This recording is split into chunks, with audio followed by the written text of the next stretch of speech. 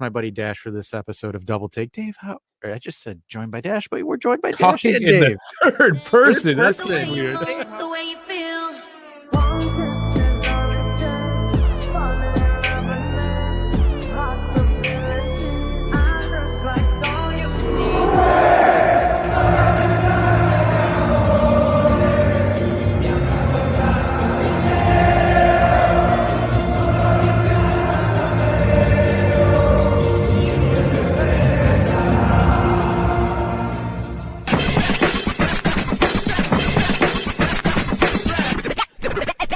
Good evening, everyone. We're here. This is a special episode. I'm loving it already. We talked a few minutes behind scenes. Of course, as always, we have Dash, but with us tonight from Sporting 160, Richard. How you doing? I am good. I'm very good. Thank you for having me. We're here to preview the Europa League clash. We drew each other, and it's funny because I predicted we were going to get one of the big Italian boys, and it happened to be you guys. Yeah, wild. It's so cool. So, just first off, just explain, because I mean, not to sound pretentious, but a lot of us aren't following the Portuguese stuff all the time. That's right? understandable. So yeah, just tell us a bit who Sporting 160 is, and I guess there's a wider brand at play as well, right? So yeah, just give us some details on that. So so there's two Sporting 160 podcasts. There's the OGs, the original one out of Portugal. They're 160, and then we're the English branch of their podcast. So we share the brand with them as of this recording, and they're pretty sweet. But yeah, because there was no English language sporting podcast, so started by a group of friends quite a few years ago, and we're kind of I'm kind of one of the newest members actually, but we've slowly but steadily kind of grown and just built the podcast on our sad sack of a team. Because if you follow Sporting at all, if you know our history, it's a little rough. It's a bit scattered at times over, especially the last decade and a half, 2 decades. Success has been minimal. Well, you've been having a good year, though. That being said, so yeah. Okay. Well, I mean, I think it's pretty decent. So tell us then the state of affairs of Porto, right? Or St. Porto. Porto, come on, man. I screwed up. Sorry, it's all right. I don't know why I said that. I was gonna say, at least it's not like Rabona where you say Porto in front of Rabona. He would have lost his mind. No, I don't know why I said that. Sporting. I got all the teams in front of me, and my bad. It's sorry. fine, Dave. Just do better. Okay. I owe you guys. I owe you guys a drink. That's how that works. I screw up. We'll hold you to that. All right. So the state of affairs for Sporting. How are we looking like right now? Well, right now we're sitting fourth in the table. Benfica are far and away the runaway leaders, and they are one of the best teams in Europe. I'll even admit that, even though I hate their guts. They've been phenomenal. They look poised to potentially even go deeper in the Champions League. Porto is kind of it's a little bit of a season not to their liking, although they did beat us in the League Cup final. We call it the Mickey Mouse Cup in some circles because I think it's like the English League Cup. You only really care once you're in the semifinals, but that's about it. We were out of the Portuguese Cup by a third division team in the first game, so not ideal. And Braga, surprisingly enough, has actually pipped us at third place, and that's important for us because that's the last Champions League place. The top 2 go automatically. The third goes to a playoff. So right now the Europa League is kind of our baby because we were knocked out of Champions League in that wild group with Marseille, Frankfurt, and Tottenham, where on the last day, literally everybody occupied some form in that table. We've just beat a phenomenal Arsenal team on penalties. We're very excited. So this is kind of our ticket to, one, help the Portuguese coefficient ranking in UEFA because we're about to be passed by the Netherlands, and we're going to drop down to sixth or seventh place now because of Ajax and their teams in the Europa League and the Conference League having some good runs, and also because if we don't win Europa League, we're going to be playing the glorious Conference League next year. Oh yeah, and that would be a tough look, but we'd be in with a shout to win though. Oh, for sure, yeah. I mean, absolutely. Roma did that last year, and now here they are. Potential for the finalists. I wouldn't say the finals. I don't think they can win it, but finalists at least. I think they're a decent team. Yeah, they're okay. They beat us 1-0, but they didn't deserve it. They have a coach that will get players to run through a wall. That's one thing you could say about Mourinho is he will get his teams to just fucking die for him. How much does Ugarte cost? A gajillion dollars. All the money. We just it's going to be more than what we sold Joel Palhinha to Fulham for, which was a cool 21 million. He's been a direct replacement for Palhinha, who, if you follow Fulham at all, has been phenomenal. He's been their absolute best midfielder, so he has basically stepped in and filled his shoes nicely. So from the most trusted source, at least in Italian football, I do have Transfer Market up here. That's what we use too. That is exactly what we use. Well, Transfer Market. FIGC decided to use Transfer Market to take 15 points away from us, so that was their source. So it is the most trusted website in Italy. 25 million euros. So there you go. That's his perceived value in any case. I think people are looking. For to replace Paredes in this case. I think that's what he's probably referencing. I don't know if you know, but nobody likes him.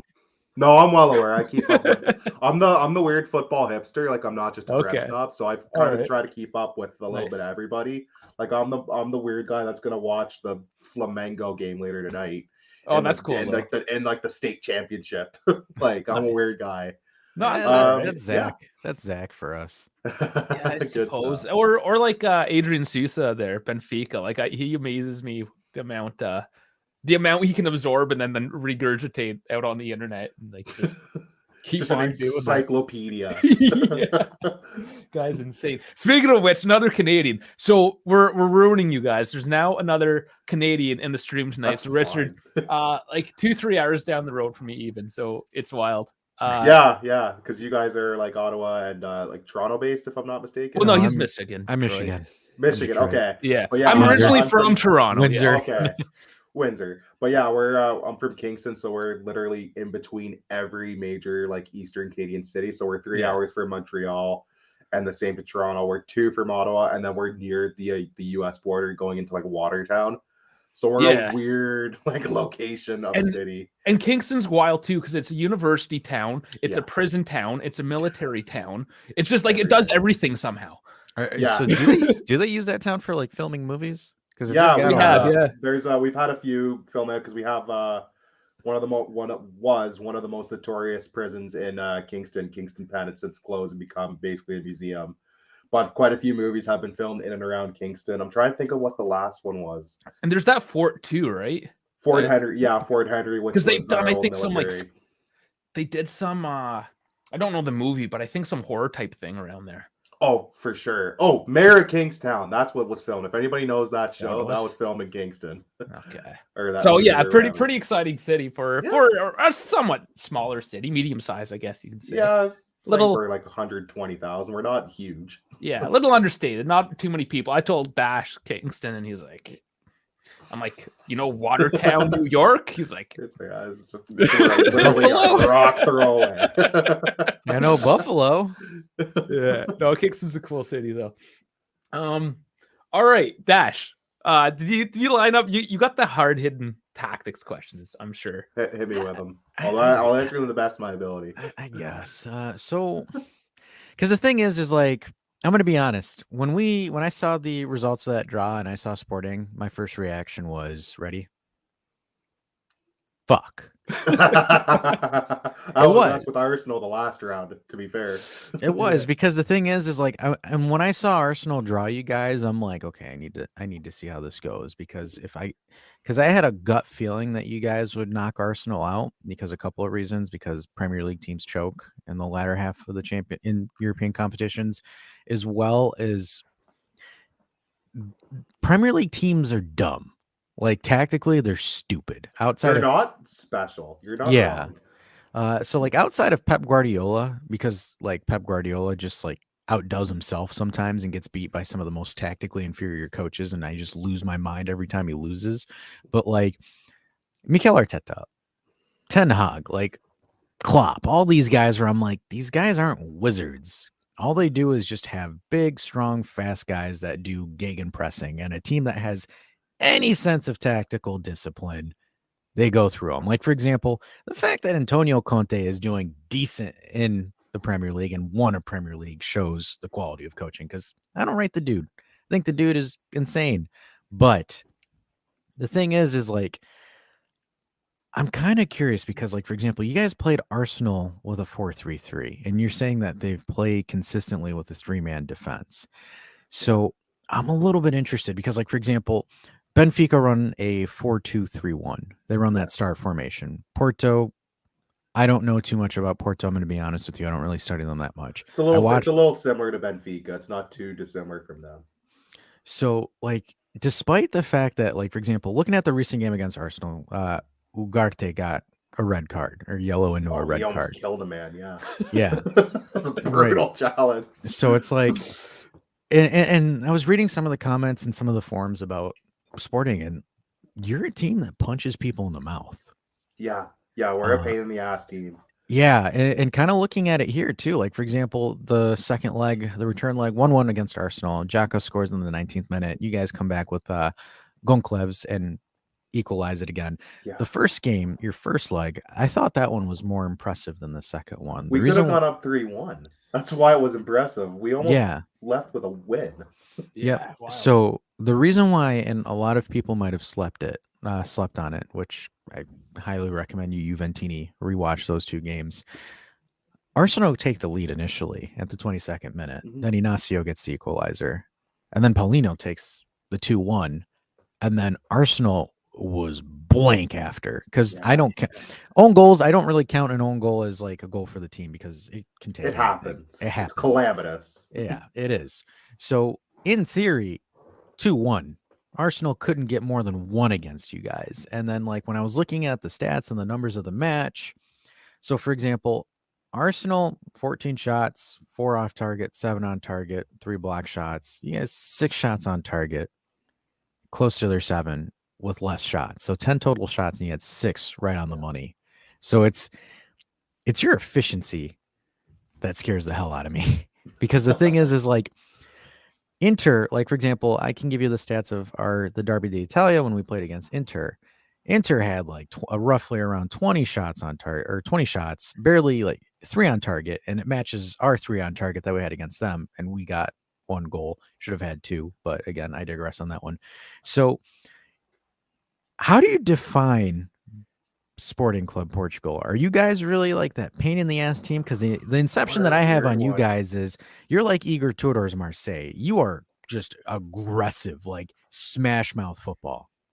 We're a very odd team because, like, you brought up efficiency, and if you asked a lot of Sporting fans, we feel we've not been overly efficient. Like that Arsenal game, we could have gone up 3-1 and probably should have gone up 3-1. Paulinho missed the net. And then, like, literally a couple minutes later, Arsenal comes back and scores the calamitous own goal. I will also say we felt the draw was kind of fair because they had a few wicked chances in that first half.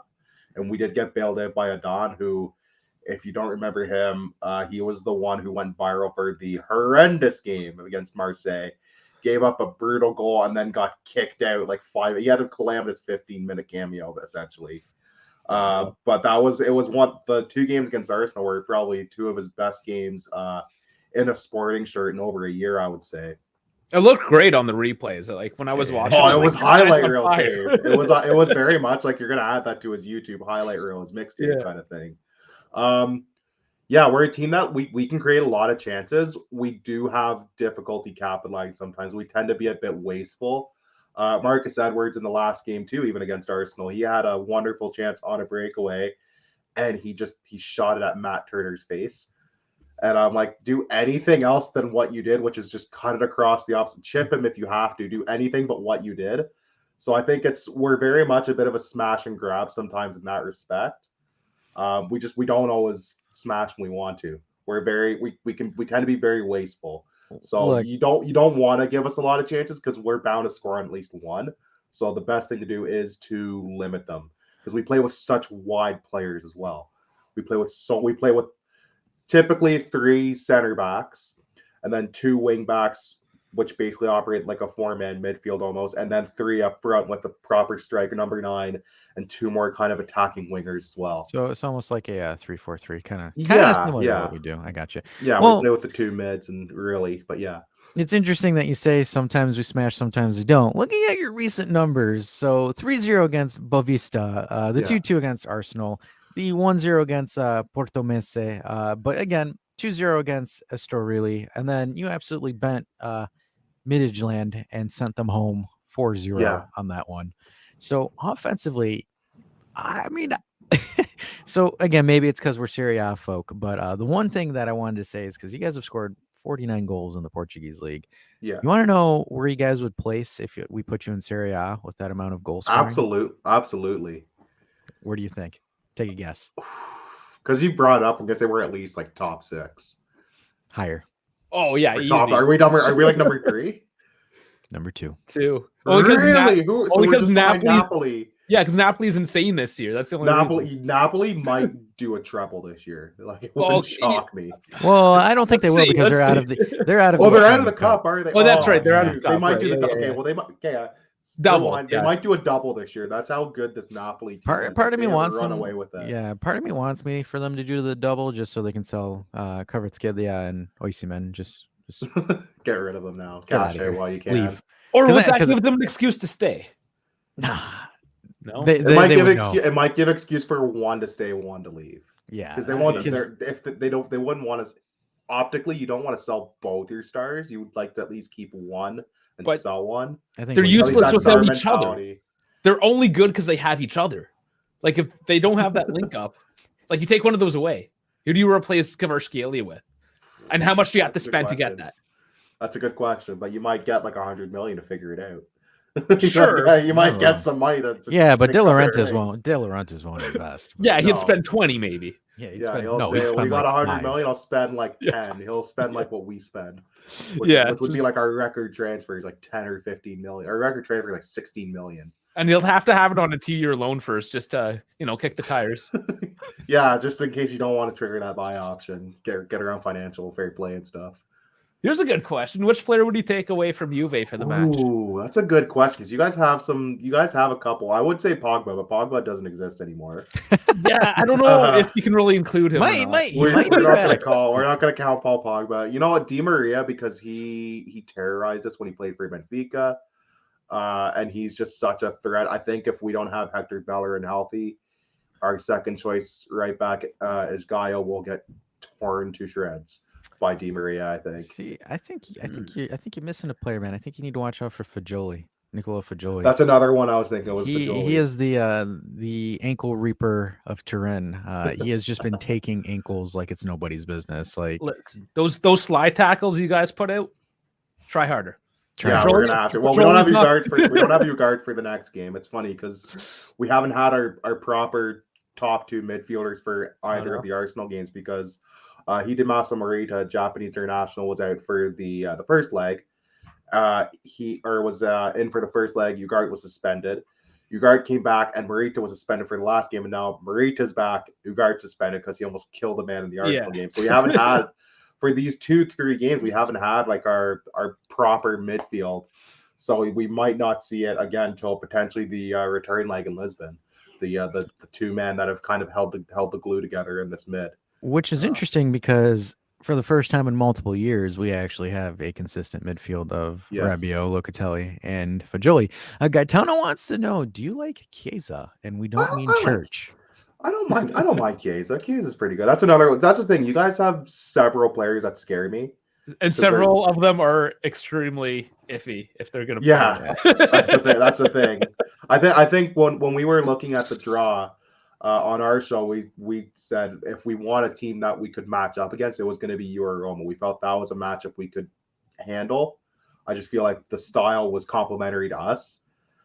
We looked at United, and I know United have kind of been overrated. I think they are a bit overrated, but any Premier League team is overrated. I still don't want United. It's just the name; it scares you. Even it's like Barcelona. Even when Barcelona's bad, you're like, I still don't. I would want Barcelona because then hey, you might actually be awarded the win for ref fixation. So I want them next year when like everyone's had to leave because they just can't pay anybody. They'll somehow sell enough like weddings in their they'll in their stadium. They're gonna be like, we've activated lever number 85. Yeah, pretty soon there'd be like funeral services in the stadium just to cover costs. They'll figure it out. I've said this to all my Barcelona friends where I'm like, guys, man, until you guys get rid of Xavi as your coach, you're a joke in Europe. Like, that's it. Yeah. Like, I'm sorry. Like, he is the definition of just above his depth. But they're doing so well in the league, though. That's the league's a joke. True, like but Real Madrid's a joke because those two teams run it like a cartel. Well, and then here's the other thing too. So like their 13th and 14th place team is in a relegation battle. Yeah. From 13 to 20 is all 3 points apart from relegation. That is how bad that league is. Well, there is a reason why like Barca in particular has pushed for the Super League, right? Because it's basically their way out of economic hell. Yeah, like it's guaranteed fixed money for them. I know your owners are still kind of supporting. I don't know what you guys feel about that. So we're for it because we just don't like the Premier League. Because like the thing is fair. That's understandable. Because like the thing is like Juve is owned by Exor, which is probably one of the biggest corporations in Europe. That's not oil money. So like they've injected capital injections to help the club, like 300 and 400 million respectively. So it's like they'll inject it, but for them, they're more so kind of like, hey, solve your own shit. But, we got you if we need you. So, like, for example, the Dusan Vlahovic purchase, which we're all kind of like, I don't know if that was a good idea. But that was funded by Exor. Exor's like, because, hey, we need some centerpieces for the squad. Exor's like, sure, daddy, I got you. But the thing is like, we're there. But, like, for me, the Super League for me more so is just kind of like, hey, the Premier League is ridiculous right now because, again, they're funded by NBC, which is owned by Comcast, which is one of the biggest broadcasting companies, if not the biggest in the world. They own Universal Studios. Yeah, so they're massive. They are pumping $2.6 billion a season into the Premier League. And like, for example, we did this episode once a while back where we were breaking down a lot of the Premier League's TV revenues. So Norwich City, that got relegated last year, you want to know how much they received from TV deals? Oh, it was like hundreds of millions. It was 170 million euros. Yeah. For their transfer budget. So like, for example, I don't know how familiar you are with Italian players, but like Nicolo Zaniolo. So Bournemouth, team that's in a relegation battle, was able to drop 40 million cash for him. Of course, he turned it down, didn't want to go there, but they're able to do that. Well, it's like Bournemouth. There's prison sentences that are more lenient. Yeah, so it's like that, where it's like, for example, if you look at Juventus or you look at Serie A, where we have a 20th place team, or near there, it's like Sampdoria or like lower squads like that. They can barely pay 10 million for a player, let alone the budget there. So the thing is, and one of the main motivations for the Super League, the reason why PSG is against it, because PSG is just trying to chase that Champions League ghost that they'll never get. Yeah. But it's essentially all of these teams that go into the Super League get a fixed income, or it kind of, I don't want to say it Americanizes the sport, but like the one thing that United States and the US do very, very well is the salary cap, and X amount of teams can spend X amount of money, is where you can do a proper rebuild. Like, for example, you can retool squads and then compete in 2 or 3 years, or you can do stuff like that, where it's like the only team that's capable of retooling and competing in football right now is Real Madrid. Nobody else. Like Bayern Munich, I'm going to say it. People might go crazy on me for it, but with Nagelsmann, I don't think they win anything with Nagelsmann. I think he's probably one of the most overrated tacticians I've seen at Bayern Munich. Carlo Ancelotti wasn't the best there, but I think this Nagelsmann's character is meh, because it's like everyone's like, oh, well, he beat Neymar, Mbappe, and Messi. I'm like, dude, everybody's been doing that for the last. Everybody's been doing that. Though, yeah, everybody's been doing it. That's not an achievement.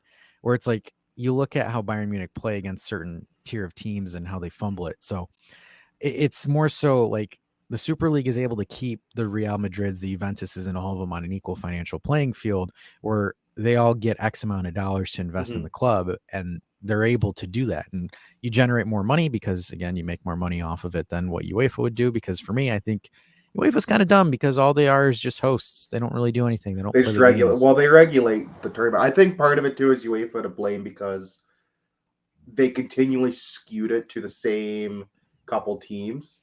So they continually kind of caved in. So there was, I think, for me and a lot of fans who are more kind of anti-Super League, it was just like a sense of entitlement of And they screwed it the first time they announced they it. did. They showed their hand immediately, so no one's going to trust them because we know what they want to do, which is closed system. And I think you still need that element of, for most people, you need to earn it. That's kind of where I stand. I think if UEFA gave half a shit about Europa League, because it used to be the UEFA Cup was like the hardest one to win. It was.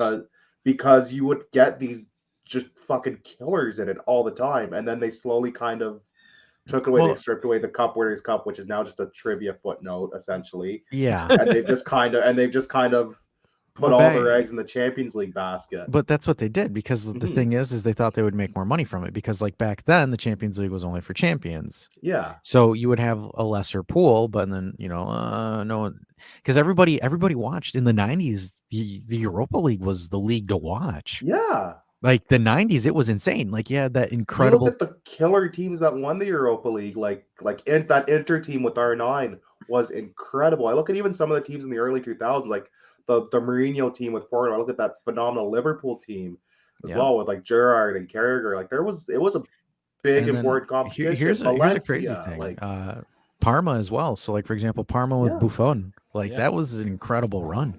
So it's like so UEFA's like, whoa, why don't we just do that? But the problem is like Parmas and those and Inters are Europa League teams. They're good for the Europa League. I'm throwing a little bit of a jab towards Inter, but they're, this season I think the Europa League is actually more entertaining than the Champions League this year. I've long said this. I think the Europa League breeds better chaos than the Champions League. Yes. I think the Champions League has become just, it's going to be one of these. It's going to be Real Madrid. It's going to probably be Real Madrid and Bayern. One of Bayern or a Premier League team that's just got essentially a blank checkbook. Yeah. Chelsea or Liverpool. And the thing is like, you got to give credit to Real. I mean, they are the gold standard of how a club is run. So like, you give them credit for them being consistent. But like, the thing is like the 2010s, like the Champions League was probably like the last decade, hands down the most predictable thing ever. Like, for example, Real Madrid won like 5 of them in the last decade, right? Like, it's crazy. So it's like you have, you had the oddball of like that underdog Chelsea team, and then like, for example, Real Madrid, Barcelona, and then Bayern Munich, and then like we started towards the end, we started shifting to seeing more Premier League teams. But like, it got to the point where like you knew who the Final Four was, and then anyone that was there was just, either you punched above your weight and that's it. Where it's like, you look at the Europa League, especially like this season and last season, where it's like, who's winning it? Like last year, it was the same thing too. Because like, for example, Frankfurt in the final, like Frankfurt went to the new camp and told Barcelona, like, bend over, boy, we're taking this, and they took over that stadium. Yeah, it was awesome. Like, it was unbelievable. So you've got a couple of questions from Gaetano. So he wants to ask, why are you guys behind Braga in La Liga? Fiorentina won against Braga, and Fiorentina is terrible. And I think mostly is for people that don't really follow the Portuguese league is if you don't follow, there's 3 teams. We're a very top. we're kind of like La Liga, but to a more extreme. We're a very top heavy league. Braga is one of those teams, though. They're a tricky team. Like, they've always kind of been in Europa League. They've always kind of been a thorn in most of the bigger team side. I'll include us in that. We just kind of had a lot of injuries and health issues at the beginning of the season. Not that that's an excuse. We dropped points against teams that we should have been beating as well. I remember at the beginning of the season, like, we had a disaster game against Porto. We had a nightmare to start the season. We had like a disaster game against Porto away. Just not a great first half of the season. Just decimated left, right, and center by so many different things. But Braga's not a bad team, but they're not a great team. But they're always a team that domestically in Portugal, they're always kind of in it for European spots. They're always in with a shout for one of the 2 domestic cups kind of thing. So they're not an easy team. I do think Fiorentina caught them on a really bad day, because like we played Braga this season, and they host like a 3-3 draw in our opening game. So and they just held Porto to a draw. I think they just held Porto to a draw at home as well this past weekend. So they would be similar to like a Fiorentina team. There's a few years where they do all right. They might get into the Conference League or something, but they're almost always in the Europa League. Like, they're always in the Europa League. They're even better. So they're Braga's consistently more like a Lazio. I was thinking. Yeah, they're consistently like within the top 5 for Portugal. They're always kind of in there. They had a couple runs. They had one run where they went to the Europa League final. They lost. That was when Portuguese teams decided we're going to run the Europa League for a couple years. Mm-hmm. They had a couple Champions League appearances in the early 2010s. They're big. They're kind of a club that if they had a bit more money behind them, they could do some damage in the Portuguese league and make some runs. I gotcha. So the next question from Gaetano is asking about the Super League with the new format. So what does the Portuguese folk think? And just to kind of give people some background on it, it's 4 divisions. Again, it's a promotion based per division. So like, for example, you start, certain teams within that respective area start at the 1 division and they work their way up until they get to the elite tier and getting more financial incentives. So just kind of giving it two cents from my opinion. I think it's great because then that gives those Eastern European or their smaller country teams, they start in that 4th division and they keep winning, they build their way up into the next divisions, and then they can get more money and then keep building. It's a sustainable path to build more financially better clubs in Europe. But go ahead, Richard. This is the format they should have rolled with the first time. Yes. I think if they had rolled this out the first time, they wouldn't have received the backlash. And I think the issue now is because we've seen what they did the first time, no one trusts them. And that's just kind of the consensus among most Portuguese people, I would say, too, is it's just we don't feel like we could trust Florentino Perez and Barcelona, who are committing match fixing and literal fraud.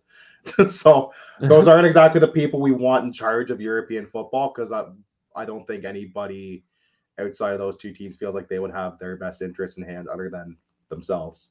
That's the only issue I think people take umbrage. The format's a way better. It's a market improvement, but they're still in the back of a lot of people's minds of, yeah, but you've shown your hand. And one of you is openly committing fraud and match fixing, and that's not people we want running the sport. Yeah, and the big thing is, and the funny thing is, and there's not that much news coverage on it because when we got allegedly accused of it and we were exonerated of it from 2006, found not guilty, nothing there. They're not getting ran through the dirt like we are, and we still are getting run through for that. I think Spain's so much more of a top-heavy league now than Italy was at that time too. So I feel like the Italian league and federation felt they could afford it because they still had Inter was a good team. AC Milan had just won a Champions League the year prior. Roma was a team with a lot of stars. Lazio was a decent team. La Liga's kind of Barca, Real, and it's kind of a drop off after that, right? There was at least in Italy they felt if we lose one, we still have 5 or 6 other teams to fall on. Whereas in Spain, you lose one, you're fucked. Like you're losing a lot of money and TV revenue and sponsorship, right? Hey, Tobias has disdain for Juventus because we took away Ronaldo from Real Madrid. So like, yeah, that guy is an absolute joke. He's like, oh yeah, watch out for a snake. And I'm like, bro, you got a team that committed fraud from 2001 to 2018. And you're only just figured it out now. Like, yeah, you guys just figured it now. Any dude with eyeballs could tell you that. Hey, we've had our own match fixing issues in Portugal as well. Like Porto was found. We know they fix games, but the issue with the Portuguese justice system is because the evidence was obtained illegally, they couldn't use it in trial. So even though we had tapes of Porto officials like bribing refs with like money and cash and women, you're not allowed to use it in court. Sounds like a Mourinho. So they actually got off with like a point deduction, and that was it. You sure that was a Mourinho that was orchestrating that? Because he seems like the kind of Mourinho's. So here's the funny thing about Mourinho. So the reason why we like to joke about him. So coach of Roma, right? So Lazio and Roma have an under 14 derby between each other. Mourinho pulls up with the first team to intimidate 14-year-old kids. That is Jose Mourinho hooliganism at its finest. You know what? I kind of respect it, though. That's a power move. It is. It is. He literally went in there, just was like... and then they're like, I need an adult. And he's like, I am an adult. I am an adult. I am Jose Mourinho. I kind of respect it. It's a power move. It is. Oh my God. Like there is absolutely no need for it, but it's also hilarious. And like he's perfect. Only he could get away with that too, because he's such an outlandish like character. Like no other coach, like you wouldn't see Pep do that. Pep, we just be like, you bald fraud, shut up. Like, what are you doing? Pep was just like this. He's like, I think. Keep thinking, Pep. I think No, we have to play like this. Holland over here. Kevin De Bruyne, you give him the ball. And he goes. And he goes. Why are you not going? And you get Rafa Benitez, where everything has to be very compact. And then These you got Spanish Antonio. coaches, there's something about them. Yeah, you got Antonio Conte that's like, hey, Tottenham, they never play for anything. So these guys he absolutely cooked them. It was excellent. It was like he cooked them, but like even a lot of their own fan base, like, oh shit, he's got a point. It's valid. He's not wrong. Like, he's not wrong. But yeah. Speaking of coaches, let's talk about yours there. Ruben Amorim. Yeah. What's he like? Is he like the players type of manager, or is he very like rigid tactically? I say he falls in between, because like when he loves a player, like he loves that player, and he'll do his best to help them out in any way possible, and he'll play them. But man, when he doesn't like you, he will ship your ass off to the B team. Like nice. he's an interesting coach. We picked him up from Braga, funny enough. We paid a 10 million release clause for him, which was absurd at the time because COVID was about to hit, or COVID had just hit. Okay. And we had like $0. We're a team that continually just doesn't have money, so that blew us away. The next season, he almost goes undefeated to win us and we win the league, which was our first like 19 years. So he's basically got sainthood for the team now. He's an interesting coach. He loves his three at the back.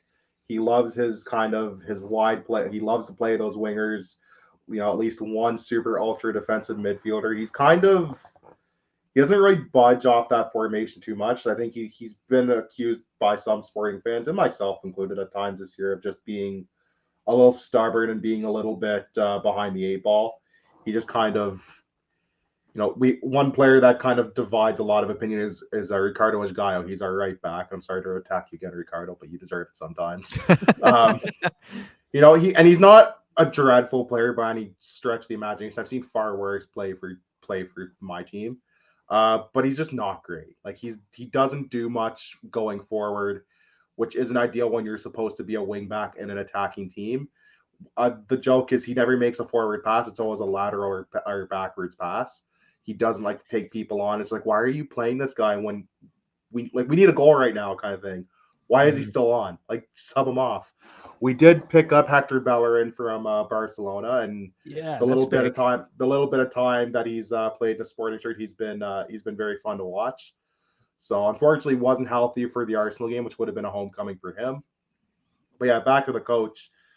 There's some people, not me personally, but there's people that were kind of hailing him as the next Jose Mourinho coming out of Portugal. This kind of Portuguese, wonder kid, and I would say pump the brakes a bit, because the last time we did that with a coach was Andre Villas-Boas from Porto, and that didn't work out quite as well. So that's why people need to slow down a bit. But he's a very tactically sound coach. He's also a young coach. Like Ronaldo's the same age as him.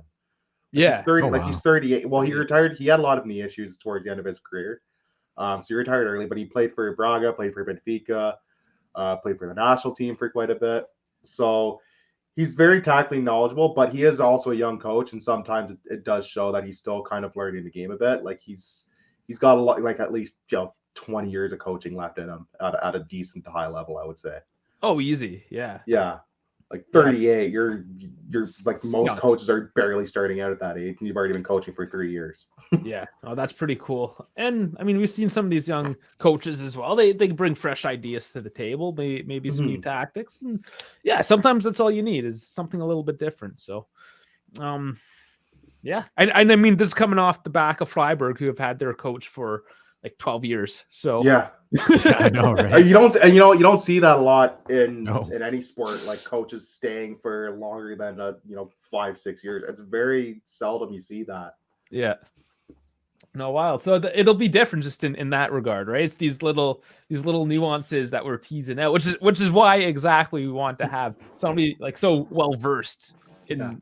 Yeah, because we tried getting some for Freiburg and we couldn't find anybody, and like everyone that were just like Freiburg fans are far and few between in North America. Yeah, they were either too young or too German. We found out. Yeah, there was no in between. Because like we did a video where it was like we're kind of doing some intro into Freiburg, and it's like You got mixed Don't reviews know. because like you got like the diehard like German folks that are like You you guys shit. suck. Or like Wow. my favorite comment was one of them was like, "Oh, congratulations, you can read a Wikipedia article." And I'm like, "Okay, great, sure, all right, people are mean fine." on the internet, man. We didn't, and here's the funny thing is we didn't say anything bad about Freiburg. Yeah. No, Like we were talking about it, just hey, hey Juventini, this is who they are, this is what they do, this and that. We even were like, here's some pictures of their city, here's a map of where they're at, and all that other stuff, and then yeah, and it's like my best German accent, but yeah, it looks like you are very good at reading the Wikipedia, and it's like, well, okay, great. What do you want me to do, man? It's just like Nothing trying to can give you say. some content here, and I just got absolutely shit on. Yeah, you're trying to do your best of a situation. Like you try to figure it out. And we've had that the odd time too where it's like we don't really know this team well. We got to do some fucking homework. And we do what we can. Like it happens. Yeah. The funny thing is, it's been our best video because there was zero Freiburg content in English. We were the only people that did it. Yeah. That's the thing. There's not much Portuguese football content in English. There's a few good people, like Tom Kundert's a journalist. He just to shout him. Aaron Barton from Proxima Jornada. There's a couple guys that do really good coverage. If anybody knows Zach Lowy from Between the Lines, he does it now. But there's not a lot of Portuguese cut because we're kind of one of those weird, obscure outside the top 5 leagues, right? And then you got us, which is even more niche. We're going to focus on this one specific team. There's still so many Portuguese abroad, though. You would think that there is, yeah. I mean, you could say the same thing for Juve because, like, for example, with Juve content creators, like you have the big dog, which is Jesus Juve, Beppe, and I'm sure you know him as well. And then you have, like, for example, like the middle tier, which is, for example, all Juve cast, Bianconeri Zone, and us, where all 3 of us are in that little conglomeration. And then maybe some like, I don't know, some indie channels outside of that, but like as far there's as a couple like solo dudes, as well as Doc Cultural Boy. I think he went like he covers shorts. everything. He covers everything now. He's flexed a bit, gone the other way. Yeah, but like even like for example, I don't think there's really outside of IFTV, like there isn't really too much from what I've seen as far as like mainstream like footy channels on like other Italian teams. AFTV was the big one for Arsenal too. Like there's very few like outside of the English teams, it's kind of obscure after that, right? It is, yeah. And that's one of the reasons why the Premier League is so big is because English is the biggest language on the planet. It's the easiest to pick up and follow for people abroad. For so many people. No, and then like, you look at their market too. Like for example, the Premier League, they've sold that stuff all the way. Like for example, India, which has billions of people there, so it's like you literally have that as a market. Because like for example, so when I went to college, I was right by the international student wing, and I had a lot of students that were in from India, and I used to play footy, and we'd get all together and play footy.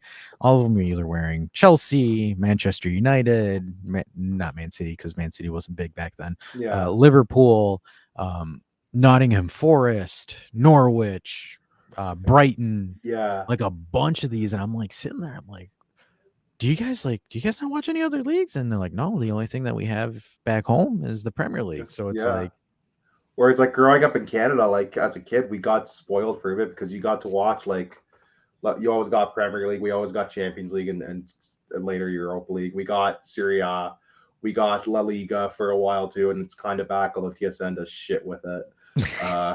We got Bundesliga now, although sports kind of also doesn't do a lot of shit with it. But you're kind of spoiled. You get a lot of different leagues, and then you also had MLS, and you always got the international tournament. So you're always kind of spoiled for choice. Whereas in a place like India, they're only showing like 1 or 2 leagues tops. Yeah. And it's always going to be Premier League's going to be one. It's like, okay, which league do we feel like picking up second? And a lot of times it'd be La Liga, which is why we always saw like in school an influx of Real Madrid and Barca shirts as well. Yeah, especially during the Messi Ronaldo era, everybody was picking up La Liga. Fucking war. But that's what happened to us though with Ronaldo, is that we started picking up all these fans from India because Ronaldo came to Juventus, and then they all left. They were gone. But you know, here's the funny thing about it is because like, you know, this is kind of tying back to the Super League research that we did, but the moment Ronaldo left Real Madrid, La Liga stock tanked. Yeah. As far as spending and everything. funding that went in there, where it was getting to the point where Serie A became the second, as far as money coming into the league, was the second most profitable league, and then Ronaldo left, and but it was insane because it's like back then, La Liga was like the talk of the town because you had Messi and Ronaldo. So broadcasting, everybody wanted that stuff. And then like the second Ronaldo left, and folks, And then not Messi shortly after was yeah. what killed them too. Yeah, and it's like, folks, I'm not here trying to, Messi's or Ronaldo's better with this. I'm talking about it from a financial set point because I know this is going to trigger somebody. But the second Ronaldo left and you lost that Ronaldo Messi rivalry, everybody bought out. Everybody bought out. Everyone bought a different streaming service. They all went to the Premier League. So like, it was just interesting because like,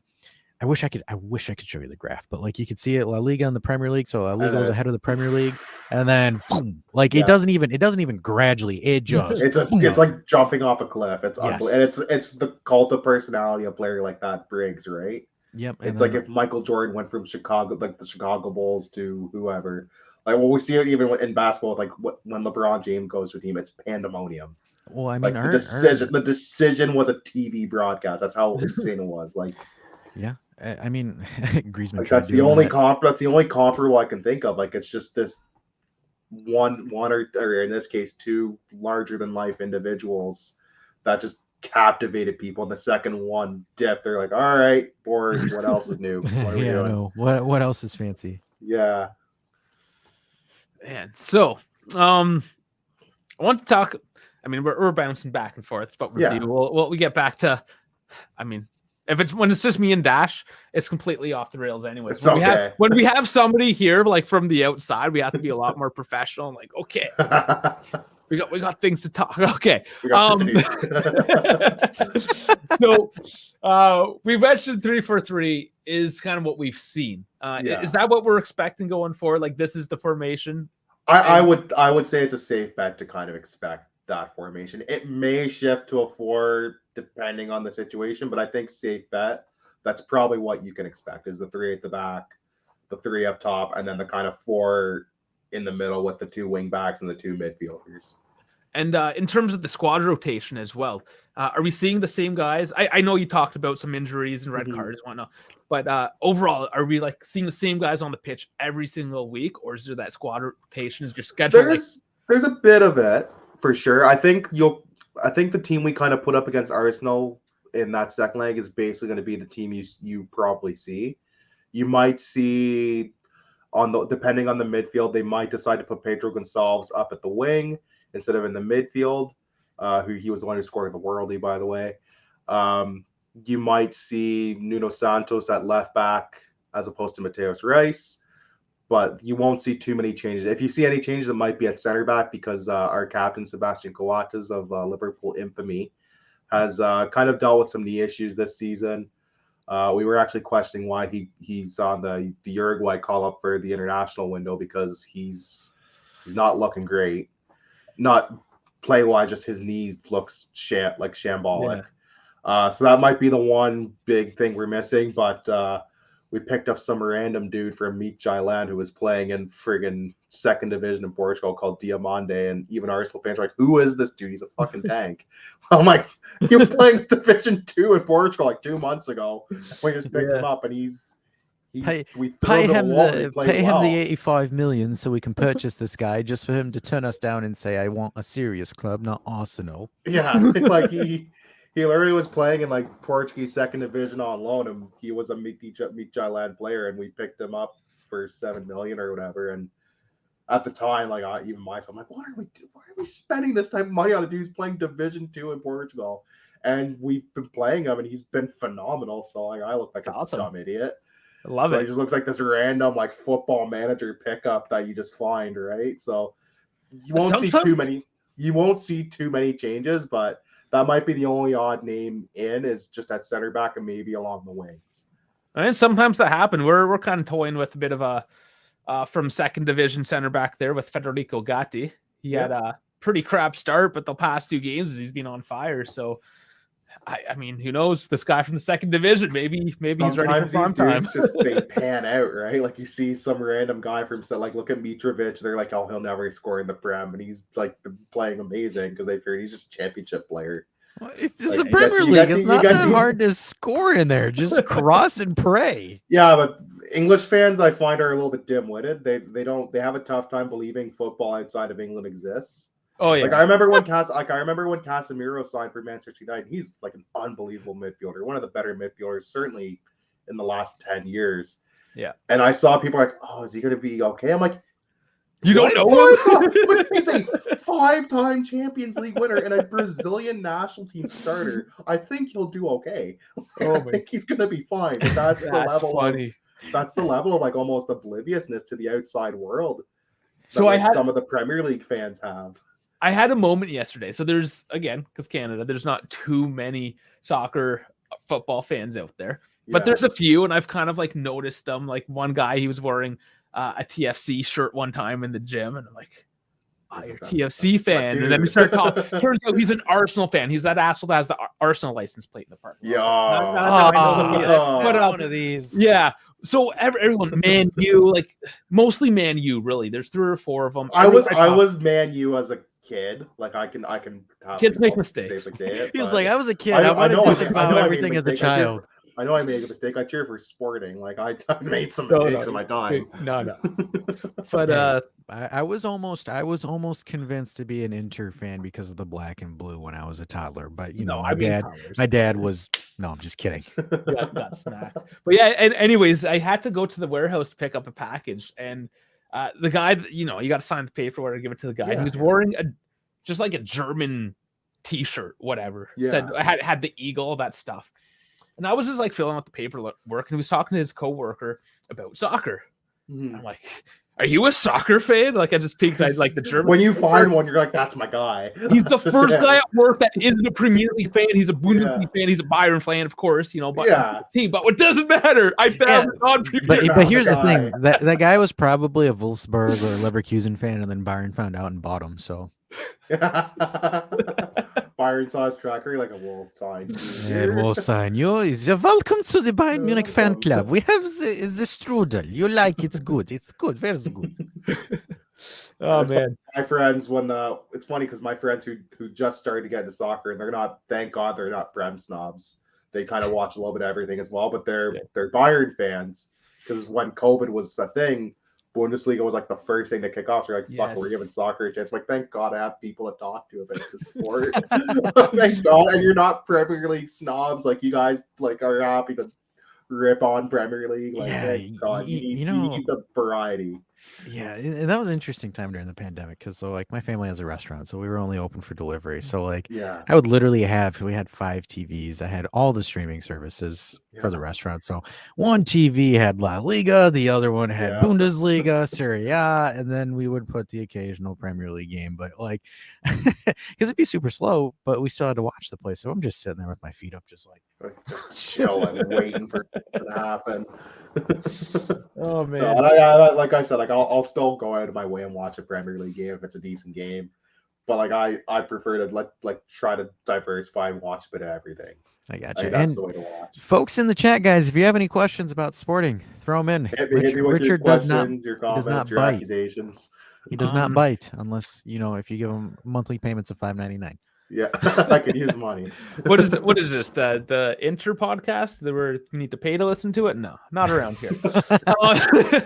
So I guess going back to a question earlier, you were asked who to watch out for, essentially, and you mentioned Di Maria. I mean, good call. But who are we watching out for? Are there like 1 or 2 players or a couple? Goncalves. Yeah, watch out for Pedro Gonçalves. He, on his day, can just, as we saw against Arsenal, but he's been one of our best players this season. He's, I think, 3rd domestically in scoring in the league. I would watch out for Marcus Edwards. He's very much poised for a big move. He is, he's the one who tore Tottenham to shreds in their game in Lisbon. And he actually scored against them in Tottenham. He's a former Tottenham Academy boy.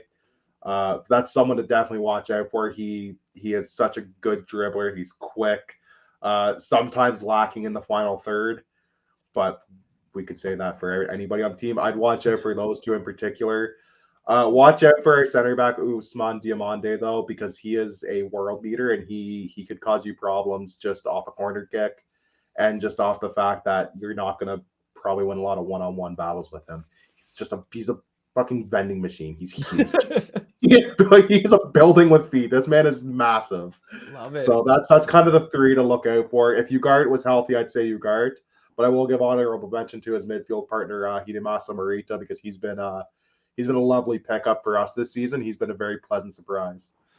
And did he come from Japan or was he in another He league? was playing in Portugal already. So he was playing out in the Azores for the team in the first division right now, Santa Clara. So he was already playing in Portugal. So it helped that he was already acclimated with the league and familiar with the style of play. Nice. So him coming into the team was somewhat seamless. Did he participate in Blue Lock? Oh, I have no clue. I'm just kidding. It's a show. Okay. It's a show. I know he was at the World Cup. He was at the World Cup this year for Japan, so he's a decent enough player. So we got 2 questions right now. One from Gaetano again saying, "Are you afraid that Benfica can win the Champions League?" Yes. No comment. A little. You know what though? Like they have a very good team. They're a very well-rounded team. I would say there's very little weaknesses. They've built it well. There's a good mix of academy products coming in and kind of players they picked up. I think Roger Schmidt's done a wonderful job. Yeah, domestically they've kind of been a bit fortunate that we're not at our best domestically this season. Porto's not been great. There's some rumblings with them and their coach, but with the future right now. But I don't think it takes that much away from them. They've been phenomenal. I think they can absolutely beat Inter. It's who they get in the next round. That would be the interesting one because then you get to the super heavyweights. I don't think Napoli and Milan are super heavyweights. I think Napoli would be I think Napoli would be the tougher for them because Napoli look like world beaters. Yeah, but they got a history of choking in the clutch though. Like, we'll find out soon. We'll find out in the next month or so with Napoli what they're all about. At least in Europe, because I think the league is theirs. It's basically you need to have the most monumental collapse in sports history. Yeah, for them to lose the league. Well, they're known for it, so I wouldn't. They're not surprised about it. So Niket is asking you, are you a Portuguese national team fan? Oh God, yeah, for sure. And you had to be because like living in Canada, like unfortunately our men's team wasn't great. I've always loved our women's team. Always kept up with them, supported them, and they've kind of flown the flag for Canada, being so competitive, being Olympic champions now, but. Up until recently, like our men's team was just awful. We covered that live actually. Yeah, growing up, we had to watch. Unfortunately for me and a lot of kids, you had to pick whatever your parented nationality kind of was, which for me was Portuguese. My first vivid memories of a tournament is actually Euro 2004, and crazy, they never played the final. We never got a winner of that tournament. But that's my first vivid memories. The shootout against England where the goalie took off his gloves and then scored the game winner. And even though Greece beat us, we ended up beating France years later. And then it's funny because the year after was Sporting went to the UEFA Cup final and lost at home to CSKA Moscow, who I had never heard of up until that game. So I always say to people, like, that's when I should have got out because 2 times your team's losing at home. I should have taken the hit then. Back-to-back years. I was like, that set me up for a lot of disappointment down the line. Big Portuguese national team guy. Always follow the team. Even on our channel, we do some national team stuff. We'll probably have a Nations League review show in the next couple weeks once the international break's done. So, speaking of which, this is your channel. I put it up on the screen for everyone to see. Please check them out. Tons of content there. I started listening to you guys as well, trying to get a bit of the skinny, just to see what's up as well. And it came to fruition, so this is beautiful. Regardless, check them out. Everyone, give them your support. It's if you sub too, we're actually doing a shirt giveaway once we hit 1,000 subscribers. So if you're a weird kit fanatic like me, where you just kind of collect obscure kits, if you have some sort of affinity to sporting, we're doing a giveaway. All you gotta do is sub to the channel and tweet us on Twitter. Yeah, Frankie's that guy. So if Frankie's still listening, he'll probably do it. And we're covering shipping. And anybody who knows, anybody who's followed us on the show, we always bitch shipping from our club store because it's like the same as what we pay ourselves. Yeah, it's ridiculous. Because the Canadian dollar, like for me and one of my co-hosts, Danny, sucks. It's like Monopoly money compared to euros. It's useless. So it doesn't buy you anything.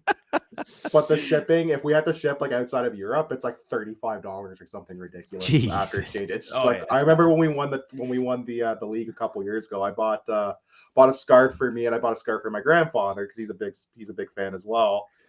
And like the shipping worked out to like the same as the scarves. It was ridiculous. Oh, man. 2 scarves. And the problem is like there's no Macron anything in Canada, right? Like no, well, we're Nike now, but like even then, like Nike doesn't do shit for us. oh, they don't either. That's right. Okay, They that's the older shirt you're wearing now, which I love. Shirt, yeah. Yeah, I love that one, by the way. We loved Macron. That I die on the hill that I think they always made the best shirts for Sporting. The only problem with Macron, it's the same issue you run into with Kappa. Their sizing sucks. Their sizing is tight. So you have to size very up European.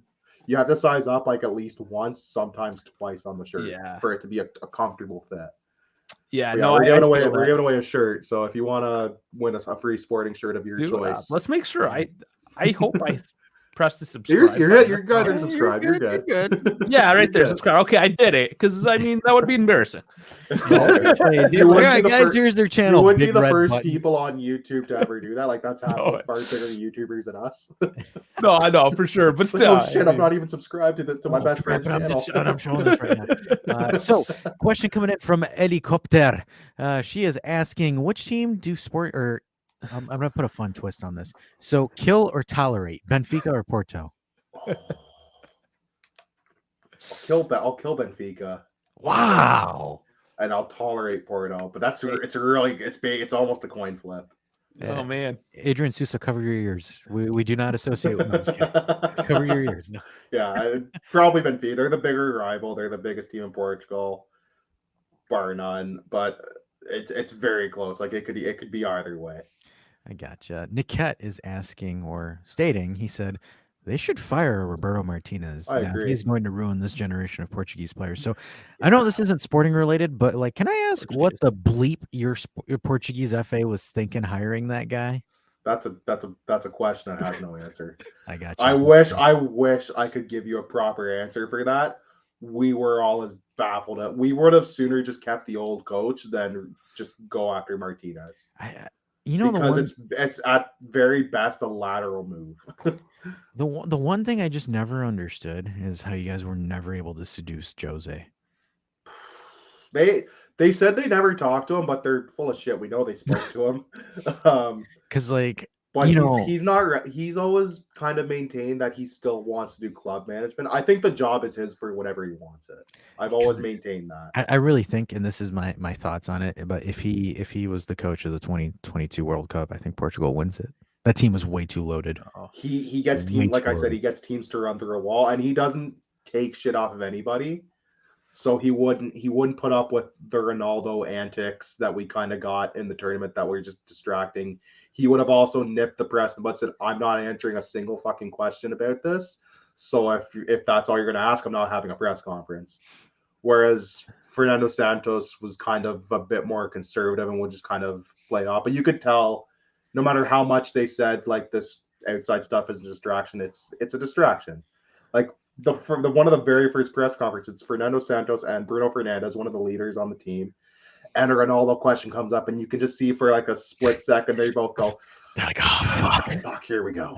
Like here we go. It starts, and that's the thing. Yeah. No, Ronaldo is good, no problem, is good. And here's the thing: I have no problem with him being on the national team. He's not a starter. That's I've maintained he can't start anymore. He doesn't have the legs for it. His finishing is almost gone. I don't care how many goals you score against Saudi Arabian farmers, it doesn't count.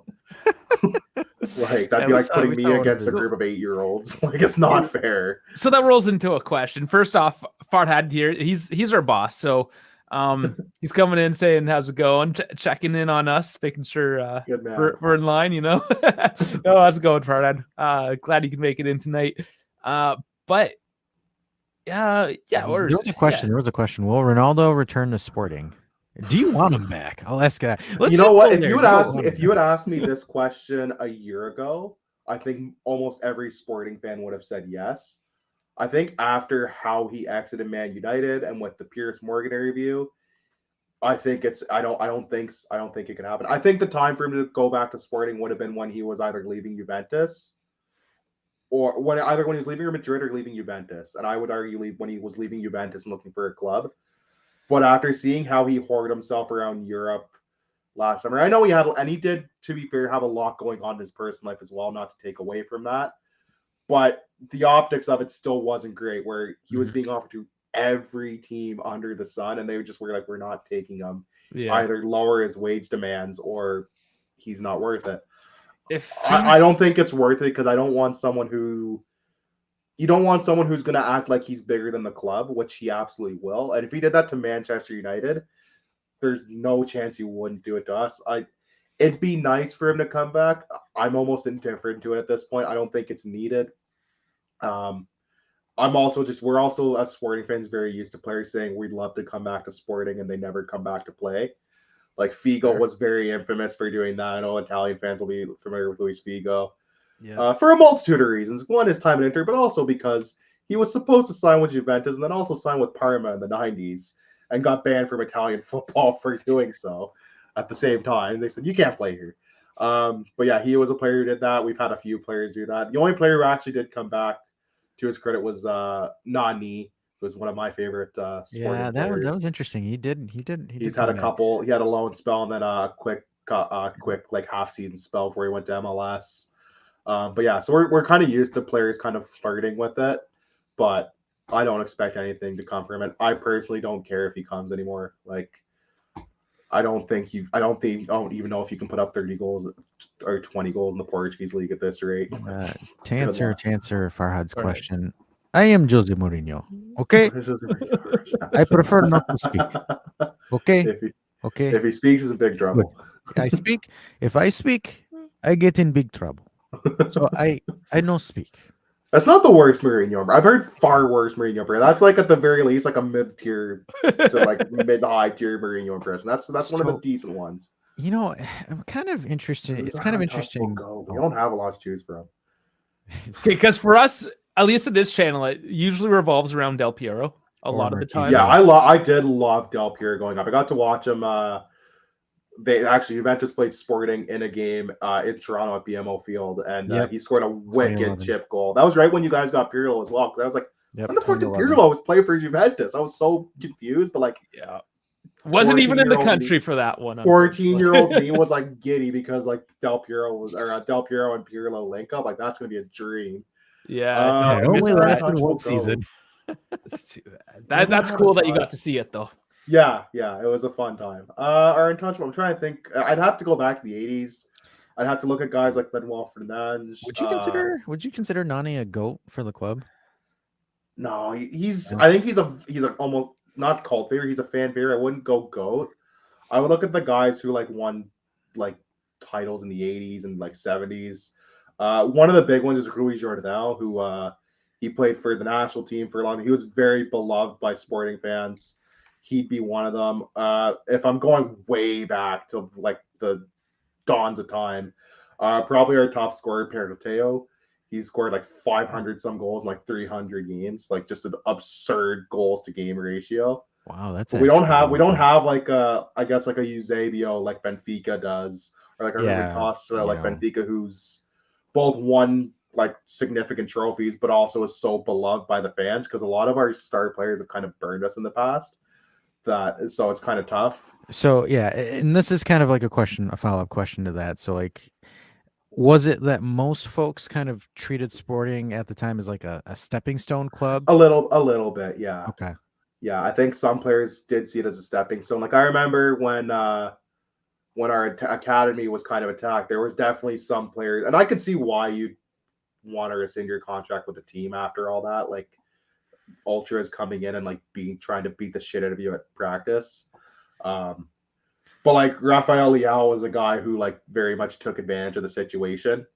You know, AC Milan guy now terrorizing the league, but he was like the ultras like he would like we're not gonna hurt you, you're okay. And he was like, oh, and obviously now he has to actually pay us 16 or 17 million because they said you unjustly like terminated your contract.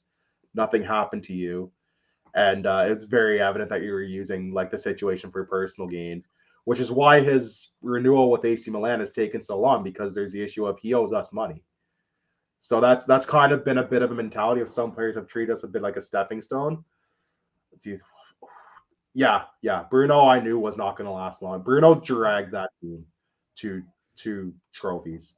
he took a very bang average team that had no business winning anything to a domestic double in 1 year.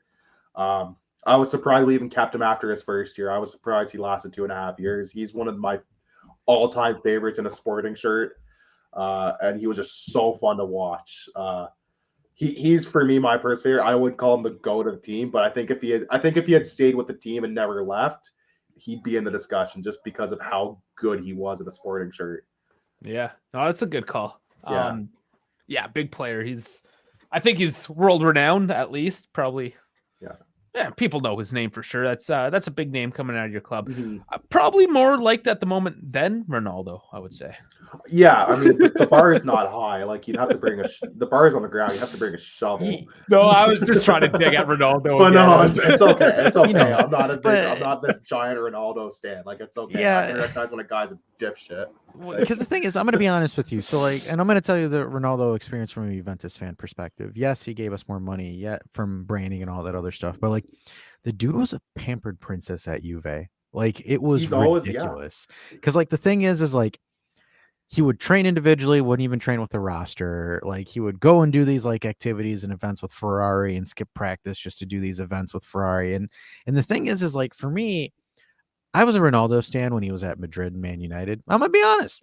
Yeah, you and me both. I jerk Ronaldo to worlds on end. He's the goat. Amazing. I love him. The goat. Messi, plastic. Yeah. I was like, Messi's a bum.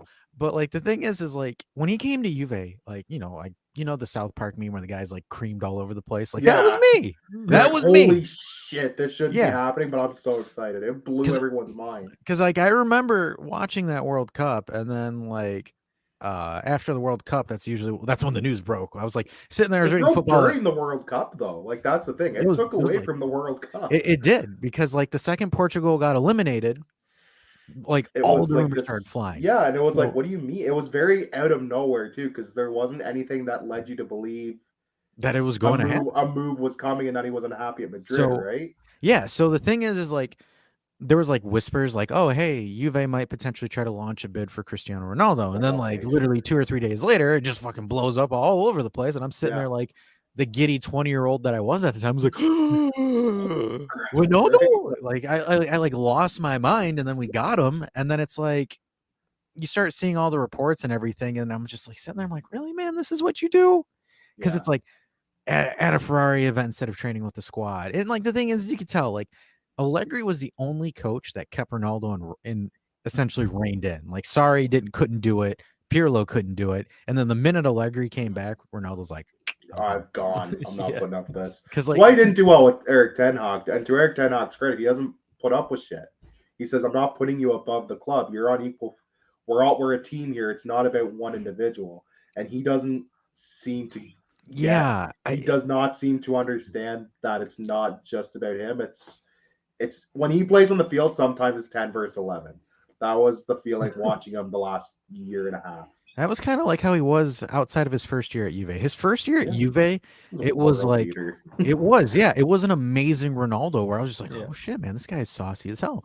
And again, a lot of people are, you can down Massimiliano Allegri. And I'm kind of curious because I want to get your take on Allegri, because we asked that to an Inter fan about our coach. But people can say what they want about Allegri, but Allegri knows how to manage players, and he's a man manager. He is. He made essentially he made Ronaldo essentially have nearly double-digit assists and goals that first season. And people can arguably play, Allegri's negative tactics, and go blow yourselves, people, because that irritates me. But you look at Ronaldo when it swapped over to Sarri and Pirlo, where Ronaldo's work ethic, boom, completely went down into the ground. Because, again, Allegri expects you to be tactically disciplined. For example, Dusan Vlahovic, who is our striker.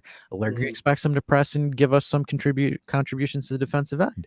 It's just stuff like that. So it's for me, and then the news after Ronaldo left, things started to get leaked. Because I don't care what people say. That all or nothing crap that was on Amazon does not cover the whole story. It's no, cool.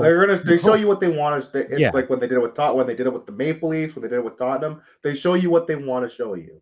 Since you mentioned the Maple Leafs, which team do you have there? I am a Boston. You're going to see Boston. Boston Bruins. Oh, no. Okay.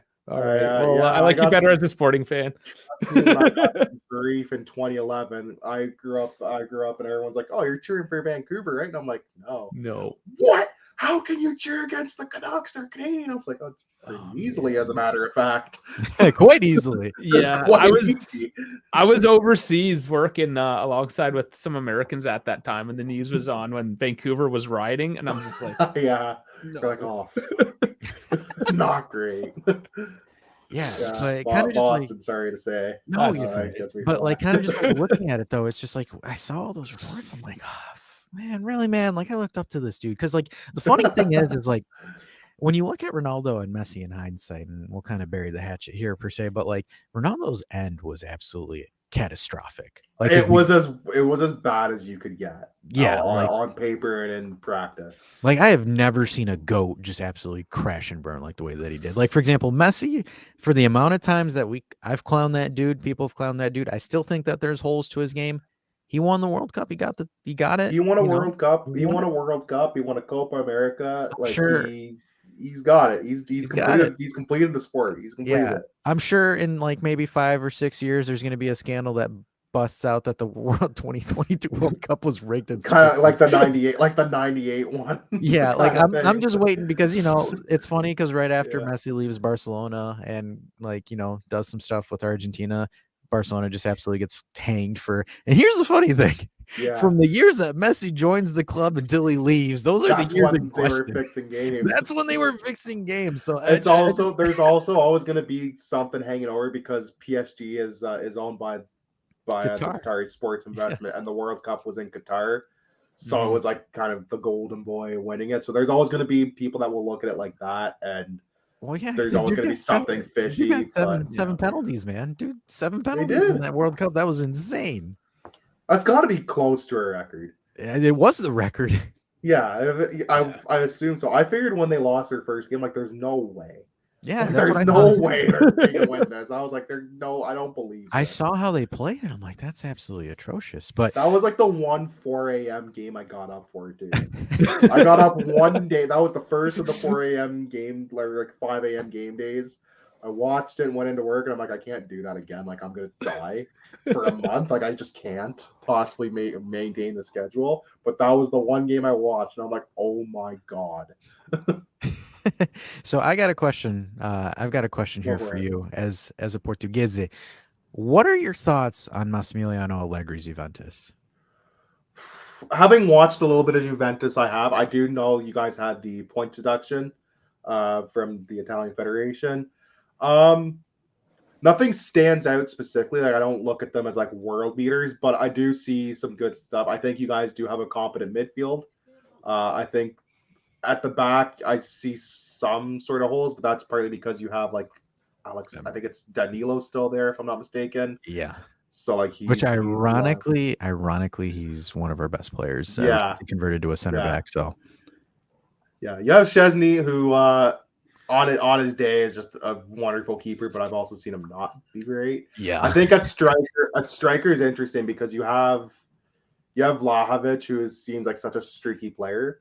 So I'm hoping we get him on a couple of his off weeks. He's been off for 3 months. You're good. Don't worry about it. Yeah, well, with our luck, he'll decide to go sicko mode against us. That's the problem. That's what players have. We are begging for it. I don't know. I don't know if your goalkeeper or your players need to dip their butts in pig blood or something like that, or some really weird shit.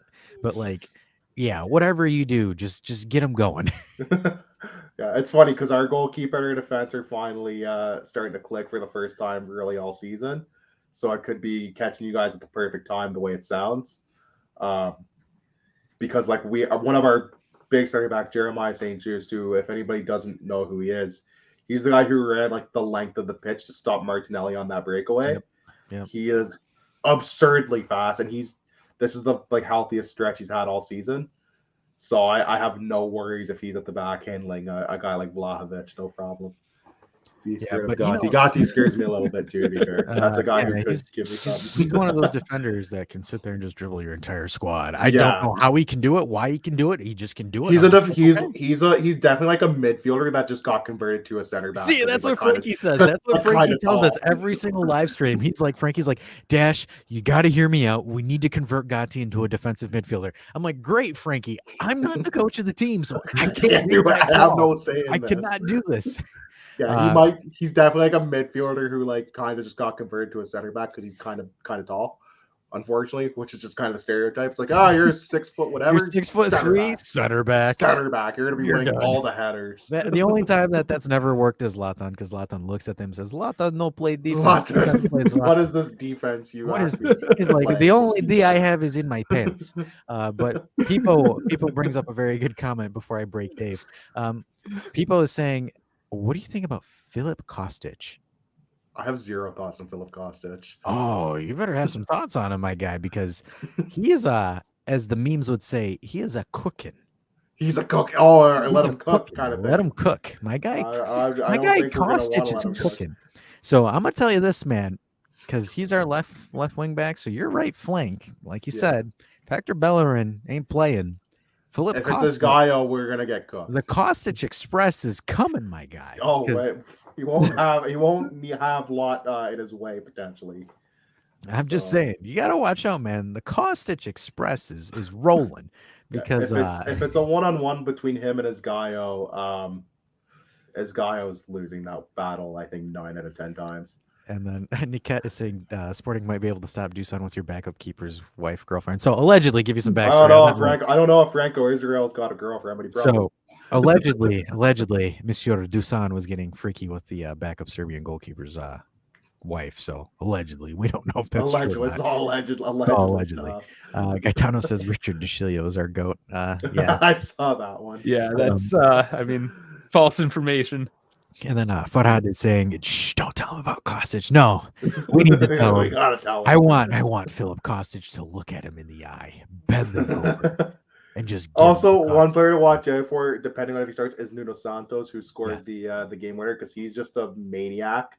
He is he's quick, he can shoot, but he has no right foot, or he has no left foot, or whatever. So he's very much he pulled out a Rabona one game, and I'm like, bro, we're down 1-0. This is not time. But watching him if you watch him take the penalty versus Arsenal, he ran like he was going to fucking murder that ball. He ran through that ball. He was gonna run through the net. He is a bit of a shit house player sometimes, but he can cause some problems. So watch out for him as well. That's pretty much Gotti. That's literally Gotti. So he did score a nice Rabona the other week, actually. I'm gonna show you this video. It's gonna give you a little bit of a taste of the Kostic Express. This is on our short experience. Yeah, this is on our shorts page, guys. Back from under the ground. So literally, he's the wing back that can just lace it. Nice. He was Europa League player of the season last season with Frankfurt before we purchased him for a very, very cheap 17 million. That's all you paid for. That's not bad. That's all we paid for Filip. And in today's market, that's considered a steal. Especially how much we typically pay for players. Yeah. Yeah, you guys have been on the end of some expensive transfers. Yeah. So again, Richard, if you want to study some more on the Kostic Express, go to our shorts page. We have plenty of Kostic shorts. I'll have to do some Monsieur research. Kostic is quite the chef, quite the connoisseur of ankles and soles, because he takes both of them. I guarantee he'll take, if it's his guy playing, he's taking one soul. I guarantee him over under one soul. I want you to, and Pipo agrees with me if he's still listening, but we want you to sleep in fear under the name of Filip Kostic. Okay.